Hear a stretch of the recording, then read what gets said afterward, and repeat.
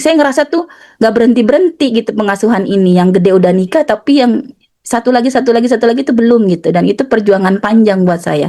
Bagaimana cara menguatkan Ustazah supaya tuh kita tuh sebagai ibu ya terutama tuh nggak baperan gitu Ustazah dalam urusan terkait anak Ustazah.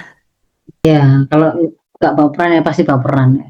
Dan enggak apa-apa, baperan dalam hal ini ya enggak apa-apa, Bu Mimi.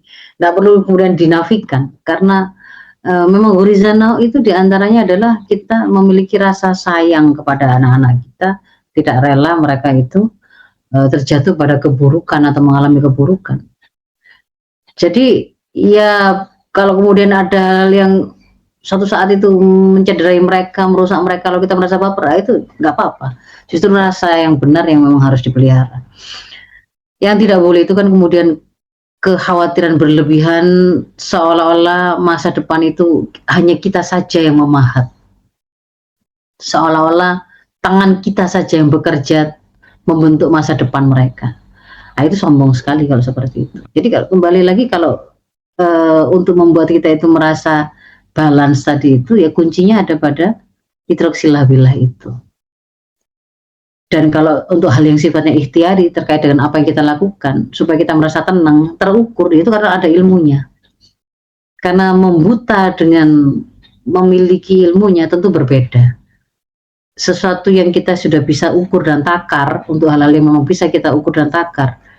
Saat kita itu sudah mengetahui perkiraannya, rencananya, tentu mungkin akan lebih membuat tidak panik daripada yang sama sekali tidak pernah terbayangkan apa yang bakal terjadi. Nah, itu persoalan selain sakofah atau modal pemahaman, tapi juga kedalaman kita membaca fakta, ya. Kedalaman kita membaca fakta dan ketepatan kita untuk kemudian memilih uslub maupun wasilah yang paling tepat untuk situasi yang macam-macam.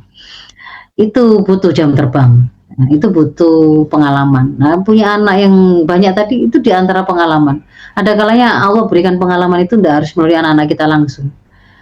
Kita itu bisa jadi ternyata itu dimudahkan oleh Allah itu karena kita terkoneksi dengan aktivitas untuk menjaga umat. Lalu Allah memberikan kepada kita modal untuk kita bisa menjaga keluarga kita. Itu kalau dari sisi waktu begitu ya. Sebenarnya semua orang tua mau anaknya 1, mau anaknya 5, mau anaknya banyak, sama-sama 24 jam.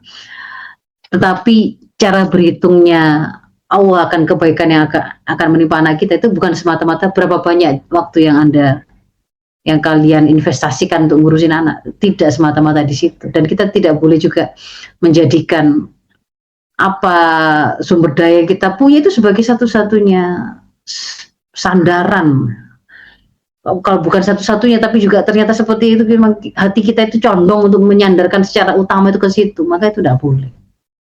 Di situ itu nanti yang akan malah menjadi awal dari kegalauan dan selalu merasa insecure. Karena kalau sandaran itu kita itu serba terbatas. Bahkan kita tidak bisa menentukan apakah masih bisa hidup, apakah masih hidup saya nanti beberapa menit ke depan, itu kita tidak tahu.